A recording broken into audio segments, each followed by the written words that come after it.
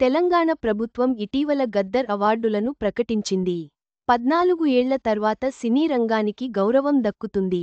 నంది అవార్డుల స్థానంలో వచ్చిన ఈ అవార్డులు సామాజిక చైతన్యానికి సంకేతం. ఇటీవల తెలంగాణలో గద్దర్ పురస్కారాలు ప్రకటించారు. దీంతో 14 ఏళ్ల తర్వాత సినీ కళారంగంలో ప్రతిభకు గౌరవం దక్కనుంది.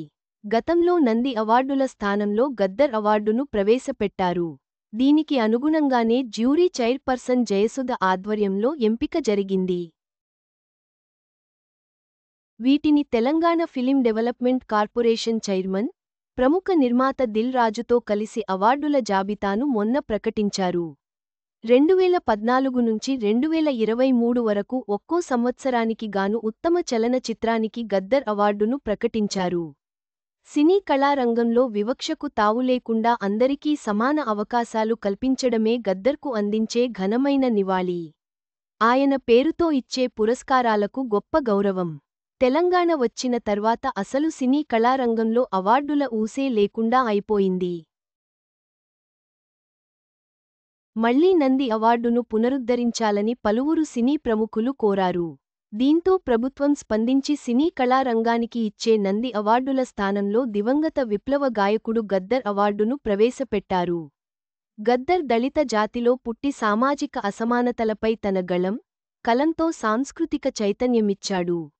అతని ఆట, పాటతో తెలంగాణ స్వరాష్ట్ర సాహిత్య సాంస్కృతిక రాజకీయ అస్తిత్వం కోసం కృషి చేశారు. బానిసత్వం, అణచివేతకు వ్యతిరేకంగా ప్రశ్నించాడు.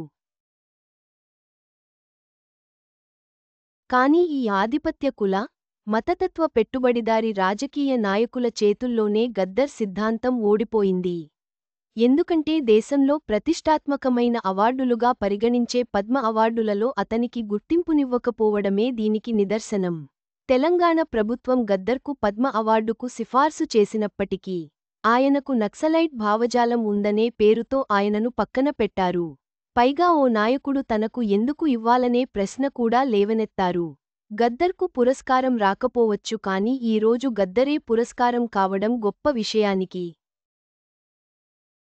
కోట్ల డబ్బులతో నడిచే సినిమా రంగంలో గద్దర్ అవార్డు ప్రవేశించి తెలంగాణలో సామాజిక చైతన్యానికి, సమానత్వానికి మారుపేరుగా నిలవనుంది. ఆనాడు గద్దర్ సినీ కళారంగంలో కూడా వైవిధ్యమైన నటన పాటలతో ప్రజలను చైతన్యపరిచాడు. అమ్మ తెలంగాణమా, మళ్ళే తీగకు పందిరి ఓలే, పొడుస్తున్న పొద్దు మీద వంటి పాటలతో ప్రజలను ఉర్రూతలూగించాడు. మాభూమి సినిమాలోని బండెనక బండి కట్టి అనే పాటను పాడడంతో పాటు పాటలో నటించాడు. ఆయన రాసిన నీ పాదం మీద పుట్టు మచ్చనై చెల్లెమ్మ అనే పాటకు ఉత్తమ గీతంగా నంది అవార్డు ప్రకటించినప్పటికీ ఆయన దానిని సున్నితంగా తిరస్కరించారు. సినీ కళారంగంలో ఆయన పోషించిన పాత్ర పరిమితమే అయినప్పటికీ ఎంతోమందిని ప్రభావితం చేశారు. సినిమా రంగంలో అవార్డులు ఇవ్వడం ద్వారా కొత్తవారు సినిమా పరిశ్రమలోకి రావడానికి ప్రేరణ కల్పిస్తాయి. గద్దర్ అవార్డు ఇవ్వడం అంటే సినీ కళారంగం వైపు రావడానికి ప్రేరణ ఇవ్వడంతో పాటు ఆ రంగంలో సమాన అవకాశాలకు పెద్దపీటగా భావించాలి. ఇప్పటికీ ఈ రంగాన్ని మెజారిటీ అగ్రకుల ఆధిపత్య వర్గాలే శాసిస్తున్నారు. పేద బడుగు బలహీన వర్గాల నుంచి వచ్చే నటులకు ఆదరణ లేదు. ఈ అవార్డులతోనైనా ఇలాంటి వివక్షను తొలగించాలి. ప్రభుత్వం చిన్న కళాకారులకు ప్రత్యేక శిక్షణ ఇచ్చి గొప్ప కళాకారులుగా తీర్చిదిద్దాలి.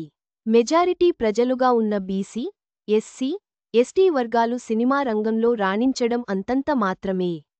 గద్దర్ ఈ గడ్డపై సామాజిక సమానత్వం కోసం, అణచివేతకు వ్యతిరేకంగా పోరాడిన వ్యక్తి.